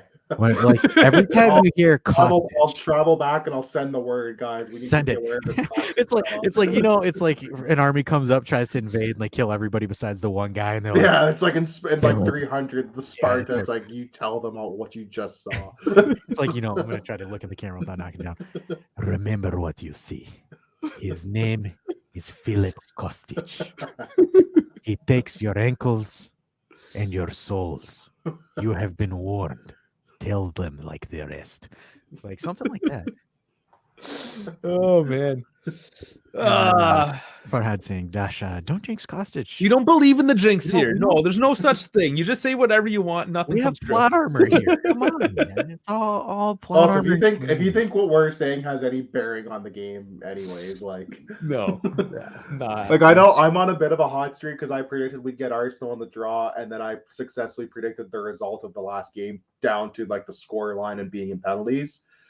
But and I predicted us getting Juventus, but like I don't think that really has an effect. I think it's just coincidence. Like Allegedly, it doesn't stuff have just an effect. happens. I don't know, man. Next thing later, I'm gonna watch know. like BBC If Sport. if I guess the lottery, if you see me on the news, like because I guess the lottery numbers, then we'll know something might be up. Hey, I'm just saying, if you pop up on BBC and they're just like, "Oh, hey, Richard, Matt's fixation" or some other crap like that because you made some He's got time some travel inside device, scoop. like you're the only guy that bet like 50 quid on Leicester to win the Premier League, just some crazy crap like that. Or it's just like, yeah, this guy. I might as well. I figured I was just lighting my money on fire. I guess I was wrong.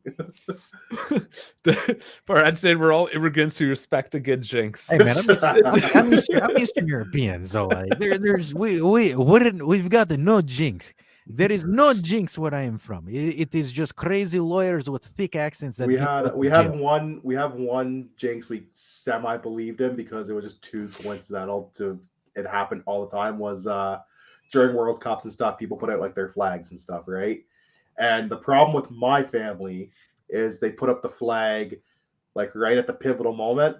So Euro 2004, like we're bringing out the flag, and we fucking lost the final. I'm like, we didn't need this. And then World Cup 2006, and it had to be France, and it had to be Zidane. Bring out the flag, we fucking lose. Euro 2008, we're playing Germany, and I'm like already nervous. Bring out the flag, we lose. I'm like, stop bringing out the flag. It's not helping. So Gaetano was also letting you know Esgazio must be afraid of Kostic on the wing. So hey, this guy is afraid of anybody on the wing. We should probably do a friendly. Shivering. We need to do a friendly wager. Like for example, if Kostic like gets like multiple goals or assists against you guys, we just need you guys to hang up like a Philip Kostic poster like in the background. Like just get a Philip Kostic poster right there, and then like we'll pick a player from your guys' team. If he dominates us, we'll do the same. But like I would just, this would just be me being petty. But like for example, say hypotheticals here. Say that we win the tie, we move on. Juve wins and moves on, and Philip Kostic does his thing. I just one stream, just have Philip Kostic like in a poster that's just looking over your shoulder. That would just be pure comedic gold. My dad has a Juventus shirt. I'll do a show in a Juventus shirt. Your dad does. Is he a fan or he just collects? It was one of my old ones I didn't want anymore. So he's like, I'll take it. I'm like, cool. He's like, you're like, Dad, I'm elevating to being a Sporting fan. You can take this black and white. I was just purchasing some shirts. I'm like, I don't need this. So he was like, I'll take them. He bought the Wish version of Sporting Club Portugal. Instead of white and green, he got white and black on accident. Yeah. I got color. I'm actually colorblind. He's like, yeah, this is the didn't notice the vertical stripes. Idiot. I got the wrong one, the wrong RGB value on this one. Crap. Didn't have my correct color codes. This is from AliExpress. I can't. There's no returns or exchanges on this one. So AliExpress stuff. That sale's final. If you're buying from some game over. So Richard, you said you do design stuff, right? Like the Adobe programs and whatnot. Yeah, I do a bit of Photoshop and stuff. I used to work for our major junior team, the Frontenacs here in Kingston. So I did stuff for them. Nice. Yeah, for a few months. I did my internship with them. Oh, nice. So I do some cool stuff for them on their website and for social media and stuff. So I'm I'm an okay Photoshop dude. I do all right, and I do all of the stuff for our podcast. So I do like the thumbnails and stuff for our streams and layouts and whatnot, essentially. Oh, that's awesome. That's cool. I was gonna roll into a joke. You kind of explained it better than I was hoping. That's cool. That's cool. No, because have you ever had that issue? That's just a nerdy joke because we're a bunch of nerds here. But that's fine. When you're an illustrator and then you like import something and then everything just turns to grayscale. Yeah. Yeah, right. That's basically that was the joke I was going. Yeah, okay. Or you meant this shirt. You imported it and turned to grayscale. I fucking hate Illustrator. It's so annoying to use. That and if you're an Adobe nerd, InDesign. InDesign is Photoshop with inconveniences. Oh, I gave up on InDesign. I don't do. I had to learn it. Like now I can get by in InDesign, thankfully. But when I started with InDesign, I'm like, I fucking hate this program with a passion. Now I'm okay with it. I can do it if I ever need to, but it's Photoshop with just multitude of inconveniences. Yeah, I don't get it. It's Screw it. And then just housekeeping for the guys in the chat and watching. Make sure you like the video because Peepo is here and Peepo will hunt you down. This here, he will. Yeah, he will hunt you guys down. It's coming for you. Peepo's like, he's all dog. Like, you don't know what they do where Peepo's from. Like, people come at you. Oh, oh. Like, He's got, as the kids say, he's got that dog. Oh, yeah, he's got that dog. It's all dog in that mug. So, Peepo, man, like I said, if you guys don't like it, Peepo's going to unleash Kostic on you guys. Oh, he will. He's He will. vicious. He's Mexican. I'm imagining like a little Chihuahua. No. Yeah, this is like a little piece of shit like this. I know. Right at your ankles. I know Peepo. He's got all dog. He probably like tuned off a while ago because he had to go back to work, and he's like listening to the replay. He's like, "What the hell is Dash saying, man?" It's funny. If Farhad is still here, but so we do a lot of stuff for Juve on their Twitch channel. So this last game, the inter game, Dave and I just went bonkers. It was just I would imagine so. So I got a snippet of me doing like some air guitar because Dave decides to play this outro music that's rock. So I'm like, yeah, cool. Let me do some improv. I'm gonna do an improv rock parody on this. I do it, and I'm just like blah blah blah, and then I post the video in our group chat. And then I post it on there, and then like literally so Farhad sees it, and then the first thing he says, he's like, "Yeah, I need to do some random drug testing for Dash because I think he's absolutely lost his damn mind." There's no sober excuse for just that. Nothing. It was weird because the thing is, the beat was great, and I was just bobbing my head to it, and I was just like, "Yeah, let's go." Hey Dash. Is it this? Oh, you found it. Oh, you found the music. I thought you had the clip. Yeah, you found the beat. I got the clip. You know what? I can upload the clip. So you know what? Well, because I was hoping you would just like stop talking and start singing. Oh, come on! That was like a one-time thing. Okay, we'll outro to it. Well, it's gonna be a two-time thing. We'll play it as the outro. I just gotta find it. I have it saved in these files. And then speaking of which, he says, "We got shooters out there, sporting boy." I know. I never said you didn't have shooters. Don't put words in my mouth. You got shooters. It's getting tribal in here now. I know you got shooters. It's like that Snoop Dogg meme. He's like, "Man, that dude don't miss." Even in the heat of that conflict, you don't miss. Yeah, that dude don't miss, man. Man. And there is one last thing that could be a benefit to both of us, could be a detriment. Depending on who goes through here. Sevilla's coach today, just some breaking news if the chat here hasn't heard. Sevilla's coach fired. George Sampaoli is out. That just happened today. So yeah, Man U, Sevilla, I mean, we'll see. And one of us is clearly going to go through. What do you think? Is Sevilla losing their coach? Are they going to go through that honeymoon period where it's like, yeah, we're going to win everything? Or like, are they done? That's the thing. It's always one extreme or the other, right? When you get a new coach at this late stage of the season. It's so late.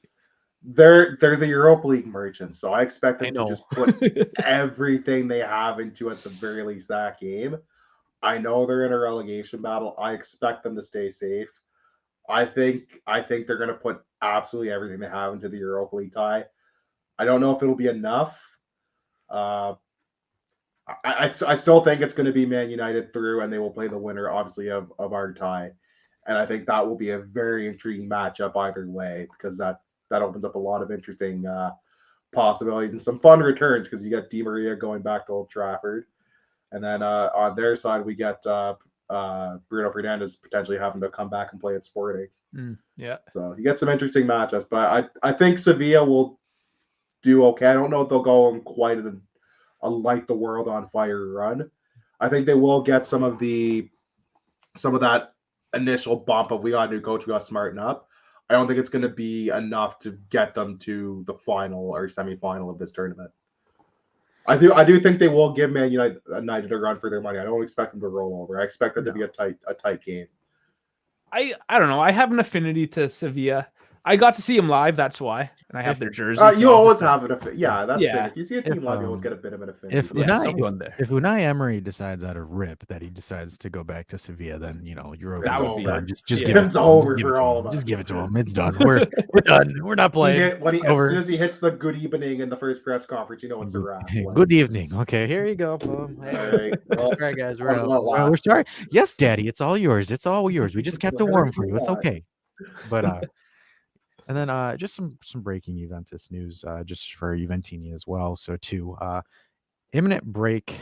So there is an imminent breakdown between Conte and Tottenham. The reason why I'm talking about Conte as much as, if you want the truth, I give you the truth. He says that in a press conference. So Juventus, Milan, Inter, and Roma are all evaluating the possibility of bringing in Conte. God help you all. God help us all. God help you all. He gets paid All 17 of million. them. He gets paid 17 million to be a bum. So that's my thoughts there. I wish you guys knocked him out in the group stage. A very loud bum, by the way. Very, very loud bum. Which is interesting because we're going to be doing a podcast soon, and I kind of want to talk about Allegri for Juventini.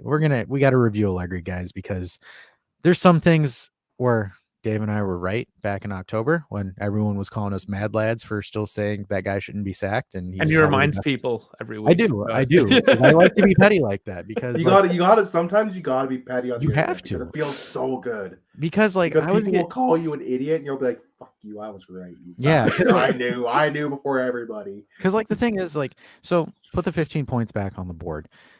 A very mediocre Juventus team has 56 points in Serie A. I don't care what you say about the league, but the fact that the scandal and the issues that we're going through right now, and hell, we didn't even have Pogba and Chiesa yet. We don't even have our two best players. And yet we're still dining and dashing. For example, we've got a bunch of youngsters, and I don't care what people say. Well, maybe the injuries. Okay, maybe the injuries happened. Maybe the injuries didn't happen. If the injuries didn't happen, who knows? We'd be in first place. But I'm saying with the current situation that we have, where we're at right now, we got to give that guy some slack. So I'm planning on having that as a segment that we talk and review about it because I think it's detrimental. But the second bit of news is Adrian Rabiot. There have been. I almost forgot he played. You guys had that fucking guy. Yeah, I forgot Rabiot existed. He's a monster, man. Yeah. Have you seen that guy? He's quite the dapper guy. On his day, he's got a hot mom too. I've never actually seen a picture of his mom. No, I've read about her. We joke about it because his mom. I've never seen a picture. I've heard about her in the press being a pain in the ass, but no, she's a great lady. We love her. Very, very great lady. We love her. See right there. There it is. So that's that dapper fella that's gonna run against your guys' midfield and make you guys look like just sleep in fear. But Farhad is saying we're gonna just play Kostic against Man United. Yeah, he'll still win. Gaetano saying Serie A is mediocre, that we can get into the Champions League even with 15 points or less. Hey, that's their fault, not ours. I'm just saying. Hey, Milan, Roma, Atalanta, you guys are dropping points. You're dropping points. That sucks to be you guys. We're winning. That's my only thing I can say about that. Because you play what's in front of you and you play with the situations that are present. They want to drop points, they drop points. We climb back into it, which makes Serie A look like a bigger bunch of bums for even taking 15 points away from the first place. Because you imagine if we get into the Champions League qualifiers with the deductions that we had, do better. That's wild. It's hilarious because everybody just knows better. It's just they know. Don't mess with big old daddy black and white, and that's what they need to know. But going back to Rabiot, so the club is working on an extension package with him, and Rabiot has expressed interest in wanting to stay and renew at Juventus, and the club is working on figuring out something that works for the club and for his mom because his mom is his agent, and I hate players that have parents as their agents because we get that all the time in Portugal. They suck. It's the worst. They're nightmares to deal with. They suck because his mom wants over 10 million a season, which, with all due respect, Rabiot, he's not that good. And Nikat's saying Juve is getting the points. Yeah, I do. I really think Juve is getting those points back. So we'll find out about Easter time. We'll find out on you know how metaphorically ironic that would be if Juve gets their points back at Easter during Easter. They resurrected. Juve has resurrected, and come back from the dead because Jesus with a J, Juventus with a J. It's the day before the match between us and Sporting. Yeah. So we have on Good Friday, which is not going to be Good Friday, the Classico game, Benfica Porto, if I'm not mistaken. So that is not the way to spend a Good Friday. That is going to be the least holy game. There's going to be violence that game. Those teams hate each other. So, kind of talking because Nikat and Gaetano were talking about the points. I kind of found it interesting that so we interviewed Nemo, who was a really big journalist on the Inter side, and he told us we were going to get deducted 25, 30 points for salary maneuvers, which I thought was interesting that he said that because all of that happened while the team wasn't playing. Yeah. And also for a season, not even 2 months. So I'm kind of curious because that is going to be the next thing that we're going to have to jump over. But Again, we can't really comment much on that because there's not much to comment on that. And Farhad is saying we have an extension package. I have an extension package just thinking of Adrian Rabiot signing with us. He wants the off-the contract. Boner Look at jokes. him, bro. Dick Hey, he's a thinking with his head. Eh? He's thinking with his head, all right. Definitely using the head. Hey, very good. You know, my friend, they have a blue chew for that. And people that watch podcast 11, you get the blue chew reference. You understand? Oh man, But It's always blue. It's always blue chew and Manscaped. and Nikat is talking about Uncle Beppe giving you a lot of hope. So, do we want to say it now? We might as well kind of get the ball rolling a little bit. is it? I guess it's semi-confirmed. Sure, talk about Pretty it. much. So, Yeah. guys, I know you guys are asking for the Just Juve Turin Giants crossover. You've seen us crossover on Twitch for Juventus. Guys, it is happening on YouTube during the international break. It's being scheduled as we speak. So you guys will see us, Dave, myself, Farhad, and Beppe, all of us sit down and have a conversation. It's going to be a really fun. So I'm going to say this too as well because we need help from you guys as in the viewers. So Farhad, he's in the chat here. He is going to be looking for a fan questions for Giuseppe, whether it be like a video, like if you film yourself asking the question, like for example, film yourself, say, hi, my name is Gaetano. I love your stuff, Beppe. My question is, what do you think of X, Y, and Z? Or how long do you spend on content creation, or how do you do all of it? So like, if you guys can give us like personal messaged questions when we do the podcast, because it's going to be a YouTube and a Spotify version of it, we'll be displaying those questions for Beppe, and Beppe will be answering them in live time. Again, we're going to filter through them, keep it appropriate. Don't ask Beppe to rate your package or your package extensions because we're not going to feature that question. Just giving you guys. You're not trying to that- get flagged on YouTube. I was going to say, you know what I'm saying? Yeah. But yeah, so guys, definitely start thinking about some questions. Send them, and then Farhad, if you're still here, I think you can send it to us on Twitter, Juve Podcast. If you're on Instagram, you can send it to the Turn Giants Instagram page. I don't think email. Maybe if you're on You can if you want If you're to. that desperate to send If an you email, want to, I if mean, you're that I mean, desperate, have send an that. email. if you have to Um, resort Dave- to that type of Dave just put up the QR code here. You can go on to the Discord. You can send it via there. But guys, And it's all in heard the it. description as well. All that yeah. stuff. So you guys heard it here first. So Just Juve Turn Giants crossover is happening on YouTube and all podcast platforms. It's going to be a fun conversation. We're going to do this like the Joe Rogan style, minus the weed, because I don't think we could do it with that. We're not that cool. You But just do it off screen, man. Like you don't have to and then show the world. Farhad is saying that the best question can call in live and speak to Beppe. So Oh, there you go. So, folks, if you want to get a little bit of starstruck, just don't shit your pants because we don't cover any damages from that. So just let Yeah, you that's guys a know. you problem. That is a you problem, and not a you as in Juventus problem. It is just straight That's you. That's what we say in some parts. It's an issue, not an ish me. It's an issue that requires you some deal with issue, that. some Right on. tissues. But So that's that news segment. That's like it was supposed to be news in a dash, but I like totally dragged it out. So totally my bad. I mean, news in a dash is still. It's like, have you ever heard the word like, "Oh, I'm giving a brief," but it goes on for 2 hours? It goes on for That's- like we that's do. Yeah, news in a dash. We do on And our then- show at the end. We do like we cover all the modalities of the team as well. So if we have like a week, it's like we got to cover futsal and we got to cover volleyball. So we'll run through all the scores as quickly as we can. But Yeah. it's still like a 10, 15 minute. That's why Dave and I don't like doing news videos, because it's just like we're gonna sit there and be like, shit, we're gonna probably talk and like pre-record a 30-minute video. And it's gonna be Yeah. But Gaetano's talking about Beppe interviewing Locatelli. He also translated it on English as well. So he has it on his YouTube channel. So the interview with Manuel Locatelli in English. He also has Federico Chiesa. He also has Nicolo Fagioli as well. So again, I'm still waiting call for him- Julia Grosso. we're still waiting for Julia Grosso. We but, love Julio Grosso. in these See, things. look, even Richard loves Canadian Julia. national team- Everybody Canadian loves- national team hero. Everybody loves her until they find out that she's dating the Broncos fullback. So that's fine. Never mind. off the market, guys. Hate to break it to you. No, Canadian national team hero. Yeah. Shout out to Julia Grosso. We're just waiting for it's gonna be funny. We're waiting to see if she gets, because Dave and I do the English Juventus show on their Twitch channel. So we're just waiting for the day that Juve is like, hey, we'll give you Julia Grosso for an interview, and Dave will probably just be like,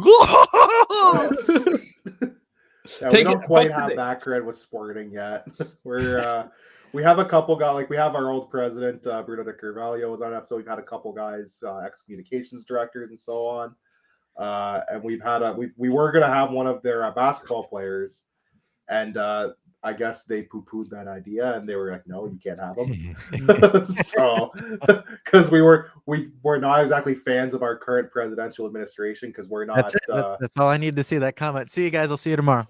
I disagree heavily with this comment. I don't know about that, Chief. See, hey, there we go. Now that's a comment, guys. Now that's a comment. Like, I don't know if you guys like the Crocodile Dundee is like, Yeah, that's a knife. No, that's a knife. No, It's not like the Simpsons, like, this is a knife. It's like, that's not a knife, that's a spoon. That's a comment. That's a comment right there. That's a good comment. Oh man, you guys are too much. It's like you knew each other beforehand already, the two of you. You're like, you're like the annoying two little brothers. Like, oh guys, come on. No, you guys are awesome, of course. No, El Jefe is going to bed. He said, peace, y'all. Thanks for taking my questions. That's not all we take. Oh man, I'm kidding. nice. I'm kidding. I'm Love kidding. it, love it. But I think if there's any final thoughts, I guess, because I found the video, so we can use that video as our sign off. So Hell yeah. we're gonna have some fun here. Yeah, we'll toss it over to Richard here if you have any last things for us. I hope we can do this again, especially leading up and, absolutely. between games. But like for the interim, is there any like pressing questions that you want to know about like us or Juventus? Nothing pressing about Juventus or you guys at the moment. I wish you guys luck for the game. Watch out for Kostic. We're gonna watch it for Kostic. I'm gonna go back and send a message like, these guys told us Kostic. We gotta be aware. And make sure get the tape. Make sure you tell them that Pipo told you to say that. Yeah, I'm gonna say people told me to say, watch out for this Kostic motherfucker. He can cause some issues. But no, I'm good. Thank you for having me on, having us on. I am but one of a wonderful group of five gentlemen scattered across Earth. We have a couple Canadians, a couple Americans, and even a British from Stevenage, England. Shout out to Sam, who was actually going to be on this, but he's got the flu. So they went and they're like, who can do it? I'm like, I'm free. I was gonna say, people, that's what you did to him. You gave him the flu. Like, is that why? Because I was wondering, like, isn't there supposed to be another one? No, I was like, I got no life, guys. I got time. You said all you guys. I'm good. We'll bring some friends next time, so it's not a 2-on-1. We'll bring a friend for sure. If you guys ever want to come on for us especially after one of the games, for sure. Yeah, we usually do a review or a preview. So we happily have you guys in between legs or whatever, if possible. Yeah, I think we're gonna do this. This sounds amazing. Yeah, it's gonna be a fun couple of weeks across collaboration, man. So we're totally down. Again, like some of you folks, and again, some of the people watching the replay on this match is like 3 weeks out. It's a little bit difficult to do some pre-games. So this is just kind of getting everybody introduced. It's international break, Burger. Yeah, it is international break. We're letting loose, so we'll probably be a little bit more serious leading up to the actual match day itself. So they were just too easy too, though, Dash. Like, you know how some girls you have to fight for a while? These ones, I'm just like, hey, like, come on. And that is what we call dating advice in a dash, guys. Follow the Turn Giants to learn how to become to learn a class of Rizonomics and to become one of the Riz, but become the Wizard of Oz. Anyways, I'm rambling. I'm going I'm off the walls right now. Holy shit. Oh man, he needs some sleep. Of course. Richard, thank you. At Sporting 160. Dash, you're getting the rock music today. No, you're doing. I'm doing the video. You're just playing it. You're cheating. Okay, sorry. It has to be. It has to be shared. Here we go. All right, here we go. Wait for it. Comes in a little quiet. So, come on, Beard, you can do it. Oh yeah, this is actually not bad for. So it's just building. Thanks everybody for checking out this live stream on Twitch's Juventus channel. 1-0 win over those bumps from Inter. Got a super cool goal from Philip Kostic. Got the dub and we got some taunts. So anyway, guys, that's been the show. Cut. Yeah, thanks for watching this is so long. Stream. Guys, tomorrow. I've never waited doing this long the Italian on top Juve, which is Bay and Dave and Dash at 9 o'clock at night. Okay. All right. All right. All right. Unreasonable for the StreamYard there. Unreasonable. They ruined a good time. Oh man, he's trashed us now for not doing this. Ever. All right, Yeah. let's do this professionally. We'll do this. Are we actually playing the rock music here? Yeah, we're doing the outro. Oh, okay, We're cool. gonna go. I'm just so used to the regular song. But anyways, guys, thanks for tuning into this live stream with Sporting Portugal. I totally butchered it. Sporting Club Portugal. I fixed it. But anyways, though, Richard joining us today. We will be seeing Richard again. We'll probably be featuring on Richard's channel, and Richard will be featuring on our channel again. Dave and I and Farhad are again going to be doing some work with Giuseppe during the international break. So again, send in those questions, because the winner of those questions will actually be able to guest appear on that live stream and talk to Beppe one-on-one. So that is what we like to call the Turin Giant sweepstakes here. Don't know why I just thought of that name just now, but anyways, screw it, we did. But anyways, guys, like, subscribe, comment, do all the stuff. And by the way, Dave, take it off. You said enough, buddy. Peace out. Love you all. Catch you next time.